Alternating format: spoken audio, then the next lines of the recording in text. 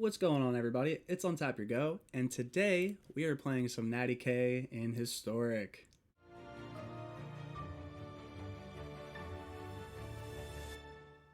So, as a request from one of our viewers, Josh Tobin, Josh, I apologize deeply for how late it's been. To be honest, I lost track of time, man, and I kept putting it off.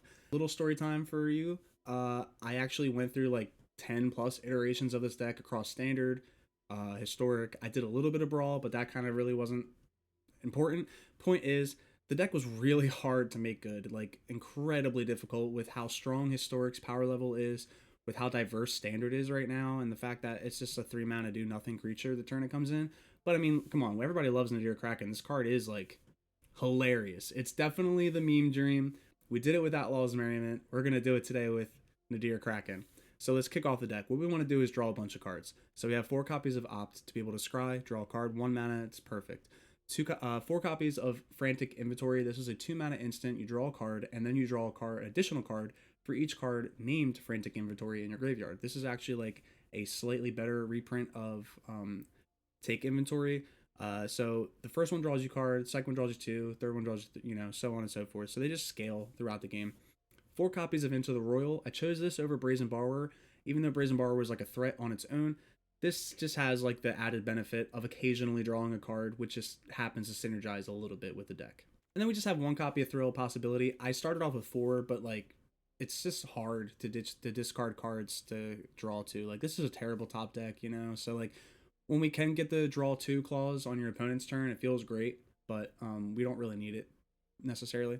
And then, as an additional win condition, we do have 4 copies of Improbable Alliance. This card's just been gas. I mean, making 1/1s on top of making tentacle creatures, on top of making this guy bigger, it works. And then we have 2 copies of Midnight Clock. This acts as a mana rock, so it accelerates our mana just a little bit.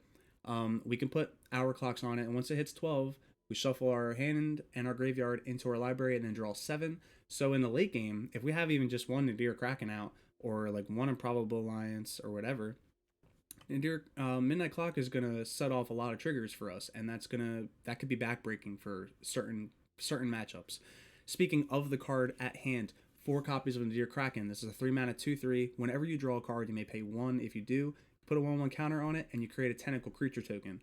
So it goes big and it goes wide simultaneously, all for the small fee of 1 colorless mana. And then we have 4 copies of the Royal Scions. Draws you a card, discards. The draw, it's going to trigger on the Improbable Alliance. It'll trigger on the Nadir Kraken.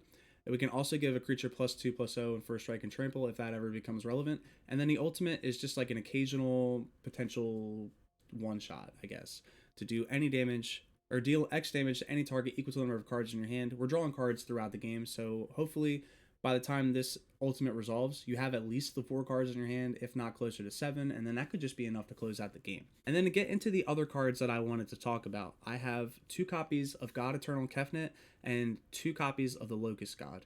And to be honest, they're both in here because the deck is pretty lackluster, honestly, without them. Not having like an additional win condition that's just hard to deal with, a very sticky threat. Like God Eternal Kefnet, he's not like a huge threat by any means, but he's a 4/5 with flying that your opponent has a very hard time dealing with effectively, and it also has the added benefit of just duplicating all of our spells off the top, which we are playing 17. And then we have 2 copies of the Locust God, because since we're drawing cards, he's just a slam dunk. Whenever you draw a card, you don't have to pay any mana, and you get a 1/1 red and blue insect creature token with flying and haste. He has flying himself, and you can pay 2, a blue and a red to draw a card, then discard a card. And when he dies, return it to your hand at the beginning of the next end step.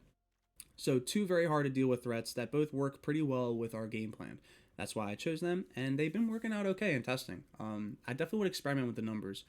In the mana base, mix of basics, mix of all the duels, like literally all of them that we have access to, except the temples, because you don't need them, especially not in Izzet colors. They have like the best mana base apparently. Sideboard. 2 copies of Grafdigger's Cage for all of your opponent's shenanigans to enter the battlefield from graveyards or libraries. 2 copies of Ether Gust against like elves, Gruul, any sort of red or green. 2 copies of Abrade against like opponent's artifacts if we need to. It's also just a nice early spot removal for early aggression. 2 copies of Fry against the blue-white matchup or any form of control, especially since it can't be countered, and that's crucial. 2 copies of Mystical Dispute as a counterspell to bring in against control and other various decks if we need to. 3 copies of Flame Sweep against all of the aggressive decks, and most of our creatures in the main board, or literally all of the creatures in the deck, except Nadir Kraken and the tentacles that it creates, have flying. And the only creatures that die to the Flame Sweep, like our own Flame Sweep, are the tokens that this creates. Nadir Kraken survives defaultly even if you put a counter on it or not, as well as everything else having flying, so they're not going to get hit by the damage. And then we have 2 copies of Ionize, just as another counterspell, and it's like one of the better ones in our colors because it deals a couple damage to the opponent, and that is Natty K in Historic, aka Nadir Kraken. Let's take this into the arena, see how we do today, and leave a like on today's video. Josh, I really hope you enjoy the gameplay, especially, buddy, and again, I apologize for the long wait, but this one's for you, man. Thanks for watching. All right, going into our first game against Orochi-holic, and I mean, this hand is okay. We do not have a Nadir Kraken to lead off with, unfortunately, but you can draw into one with the Royal Scions, and this is a nice curve right here to begin with, so we'll go ahead and keep that.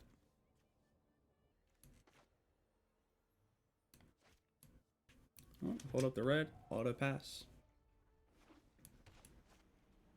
And we'll just hold up that shock. Let's go for blue.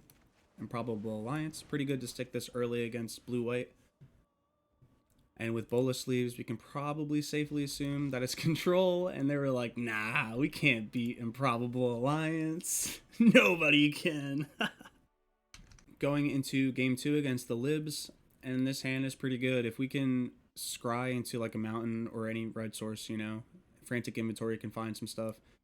I mean, the Locust God being in our hand early is a little bad. We're essentially taking a mulligan to 5. But, like, depending on the matchup and how the rest of our draws go, the Locust God could easily be the win condition. So, alright. Opponent has scry. They did their thing. Mulliganed down to 5. It's pretty good for us. Ooh, mono blue? What is this, opt? I was going to say, you're going to counter my opt with an opt? I could take this opt, honestly. Yeah. Yeah, it's fine.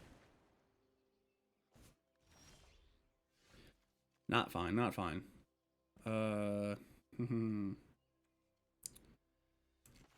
Alright, so I guess we'll play the blue, pass. And then we can hold up the Into the Royal if we have to use it. But otherwise, I can just use this opt. Spectral Sailor's good. The Into the Royal will actually be really, really good if they try to, like, enchant it with Curiosity or something.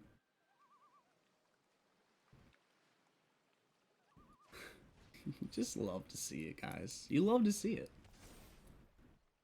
Alright, so they're going straight to attacks. We're going to attempt to Into the Royal. They might have a Spell Pierce or an Unsummon. Them's the breaks. It was worth a shot.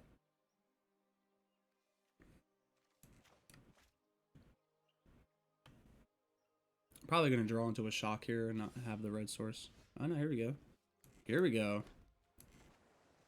Let's get this down early. Doesn't do much against this deck, but who knows? It could get there. Opponent probably thinks we're playing mono blue. Just gives us a little bit of an element of surprise.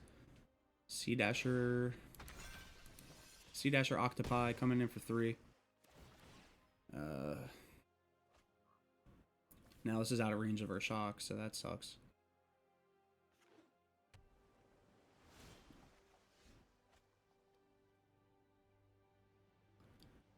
I mean, yeah, I guess I have to pay this. I really want to try to find a mountain already.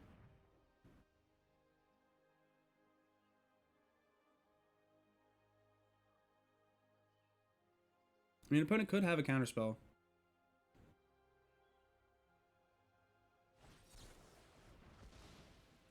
That feels so bad. So bad to have your opt countered. Ugh.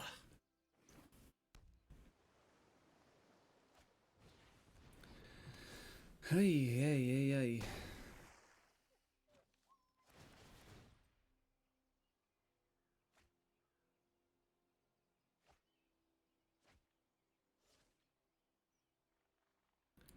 Mono blue tempo, dude. This deck, like, holy crap.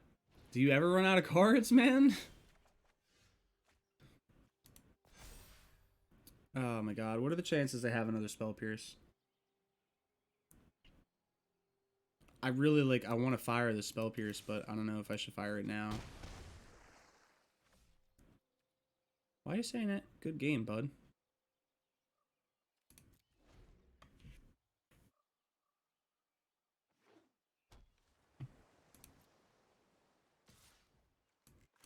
Well, I mean, I guess I fire it now. Maybe I should have on my turn, but...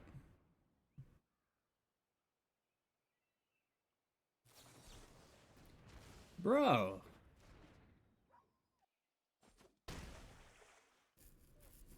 Also, I'm not sure why our opponents always hit us with the early good game. They act as if they never played Magic before. Everybody knows the games can turn around at any moment. Though, that may not be the case for us. Storm Tamer. Oh, wow. We are Izzet. We are Izzet, in fact.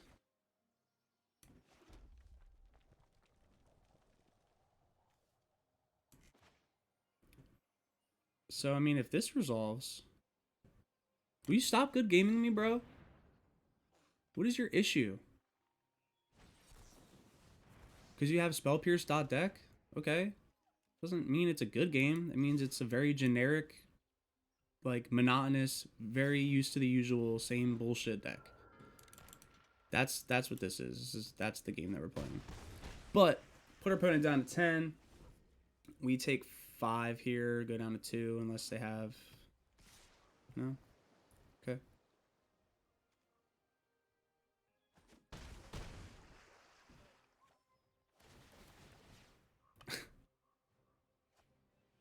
What a shitty opponent. Like, you're so toxic, Libs. Who hurt you, bud? Like, which one of your abusive exes ruined your life first? Alright.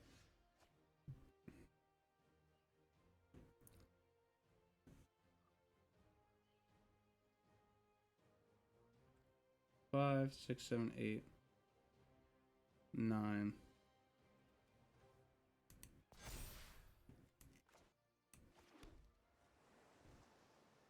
What are the chances our opponent has nothing they can play?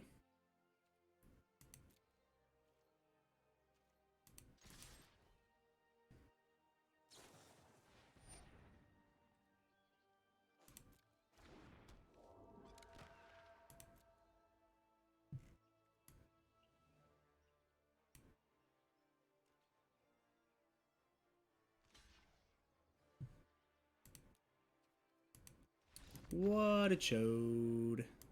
Alright, going into game 3 against OK Boomer 702. Didn't actually say it, but, you know, OK Boomer. He's a boomer.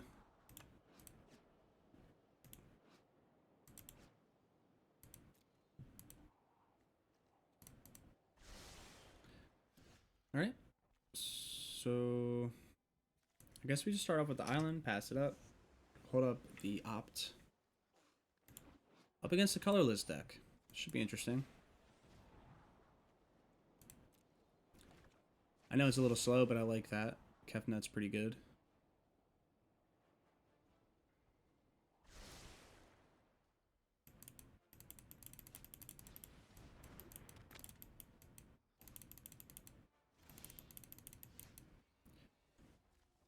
Alright, off to a very slow start for us. Opponent didn't even scry. I guess they only use it to draw cards.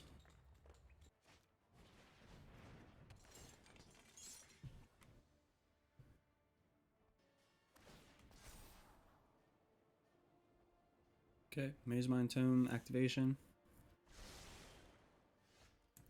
Got the land. Drawing a lot of lands, actually. Royal Scions, do your job. No, you failed. No. No. You do not draw lands when we already have drawn like 8 lands already. Wait. Yeah, we've drawn 8 lands already. Damn.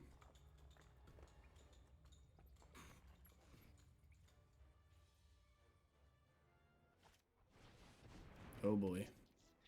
Oh boy. Oh boy, so that's 4, 5, 6. 2 turns away from casting an Ugin and just completely shitting on my day. Come on, where's an Nadir at? Let me get that. Let's draw a card. Disgusting. Absolutely hideous. The game's really going to do me like that? We are at 9 lands so far. Out of our next potential two more draws, one of them is probably a land, so that'll be 10. Who knows? Okay, so there's the Mind Stone. So they now have Ugin mana, and it's mono black colorless, so they probably have like Extinction event.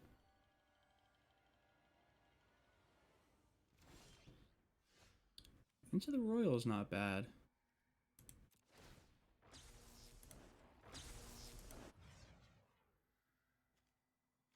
Go ahead and bounce the Forsaken Monument. Really slow them down. And we get a copy of it, so that's cool. Alright, let's draw a card. Actually, let's start getting in, I think.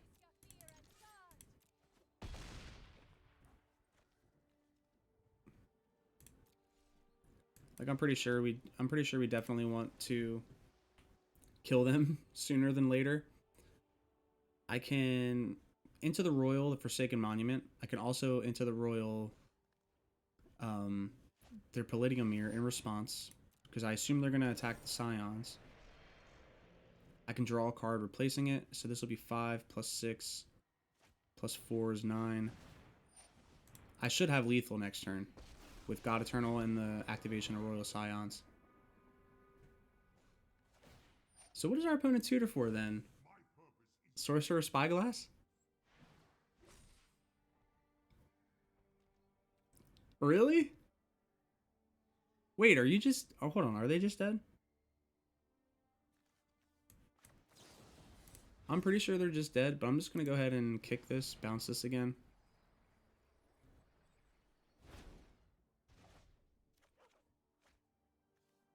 That's pretty good, but we can't actually cast it.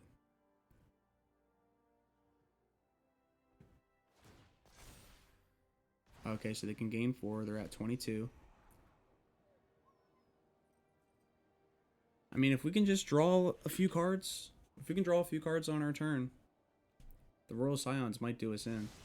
Or might do them in. Can't reveal the Kraken. Frantic Inventory. Shock, maybe, too.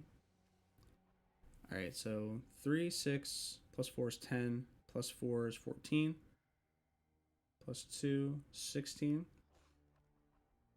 Okay, so we don't have lethal just yet.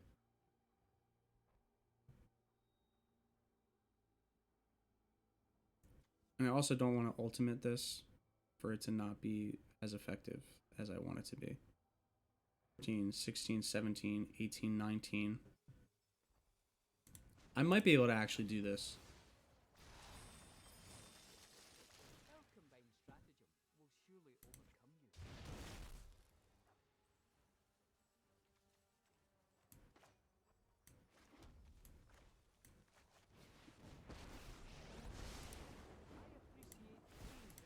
Alright, so they're very close to dead.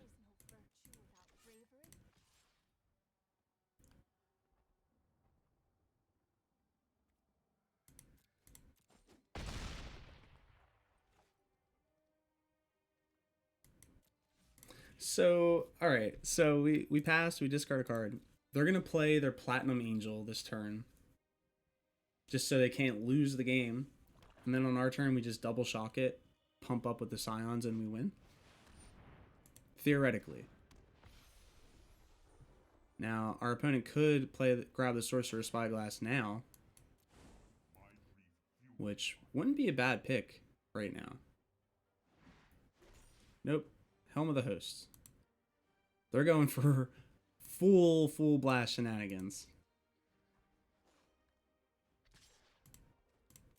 Yep. Take the 2. Go ahead and opt. Do not want that. Hey, would you look what we drew anyway? Unbelievable how many lands we drew this game.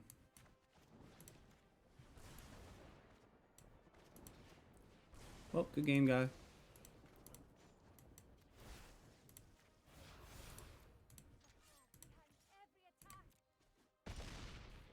Ooh, man, that was pretty sketchy. They could have just slammed Ugin anytime. If we didn't bounce the Forsaken Monument both the times that we did, we definitely would have fell behind that game. Going into game 4 up against the Bearded Beast. And our opening hand seems okay. Turn 1 Llanowar Elf, huh?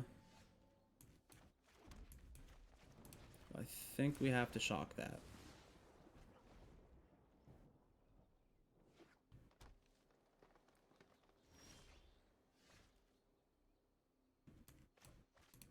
Let's get this blue down. Let's play our Improbable Alliance. Okay, so we're not in bad shape. Fierce Empath grabs 6 or greater. And raise. Uh-huh. That's... I mean, that's not a Crater Hoof, but that's still pretty damn scary, huh?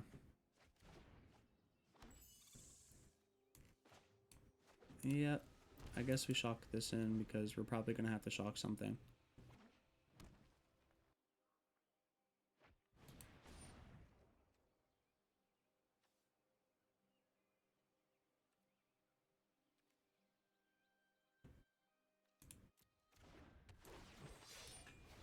Yeah, I guess we just Dwin's Elite here. Shock the Dwin's Elite. I could have shocked the Fierce Empath, but he would have just been left with the 2/2 instead of 2/1/1s. I don't know. However you slice it, it's pretty whack.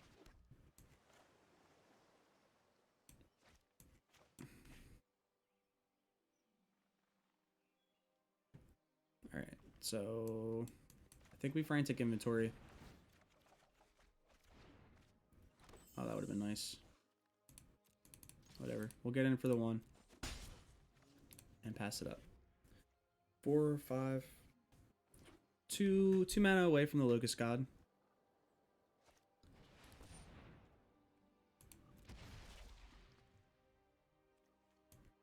Please get an Elvish Archdruid so I can shock it.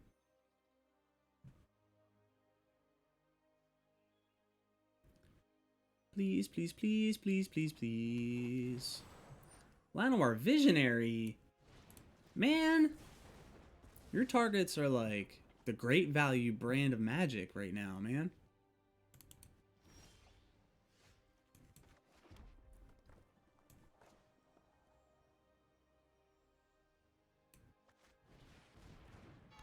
Alright, let's play the Midnight Clock just to get the mana acceleration, because that's just, like, we need that. And we'll go ahead and just chunk for 3.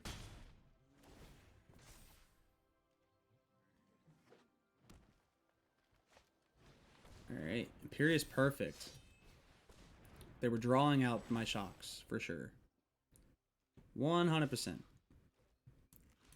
Well, we're going to chump one of them.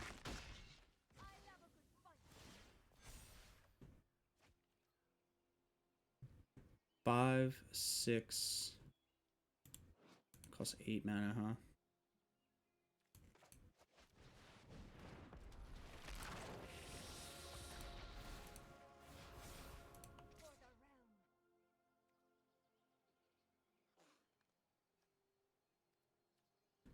So, I guess no matter how we attack, Scions dies.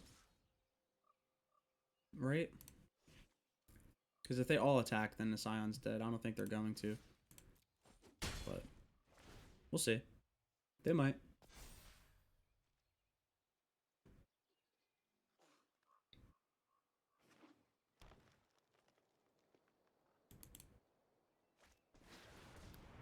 Oh, boy. Okay. That's still sucks. That's still pretty scary.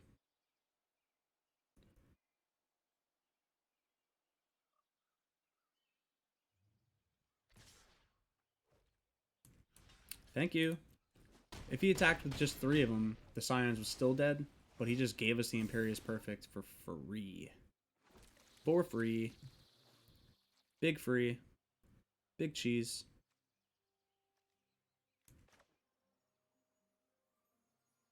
So do we try to go aggressive here? This puts 3 power on board.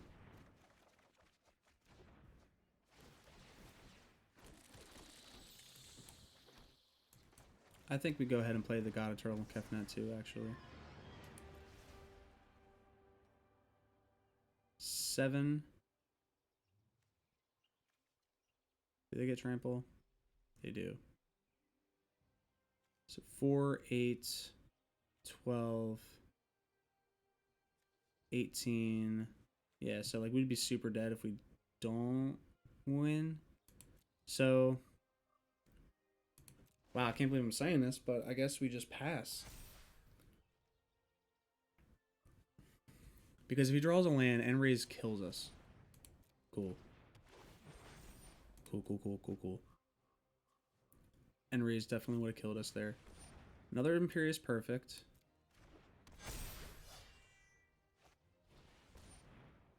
And a Clan Caller. Shoot. Well, opponent has to all attack here. Right. 4, 8, 12, that's it.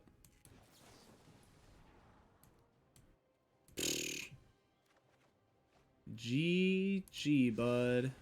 GG. So 4, 8, 12. They have no mana. We take the damage. We go down to 6. But I'm pretty sure they're just dead. So 5. No, we will decline. But we will draw. Yes. Welcome back to the wrap, everybody. I hope you enjoyed the content. Josh, I really hope you enjoyed the deck on camera and as well as just the deck, you know, archetype and everything in general. We didn't do super good consistently. We actually played a couple games sporadically. So technically we went 3-1, but really we went like 5-10 over the course of the time it took me to record this video. I had a few issues. Regardless, I hope you enjoyed it. If you did, please leave a like on today's video. Check the deck link down below and all that good stuff. And also, as a bonus for my viewers, if you are curious, we have another list for the Deer Kraken. This is all mono blue. This is basically mono blue tempo. So to go over this really quickly, in the mana base, it's just 20 islands and 4 Seagate restorations to draw. And then we're playing the mono blue tempo build with like Spectral Sailor, Curious Obsession, Curiosity, Opts, and Spell Pierces to protect our creatures. And then we have 4 copies of Brazen Borrower, 4 copies of the Kraken, and 4 copies of Sea Dasher Octopus. And this is all just like our package to try to get this Kraken as big as possible. And then we have 2 copies of Teferi Master of Time for fun, 1 copy of Teferi's Ageless Insight for fun, and 1 copy of Jace Wielder of Mysteries for fun. These are all literally just flex slots. You can do whatever you want with these, but I will leave a link down below to both decks, so feel free to try them out. And let me know down below what you guys think of them. And I hope you enjoyed. I'll see you guys all in the next video.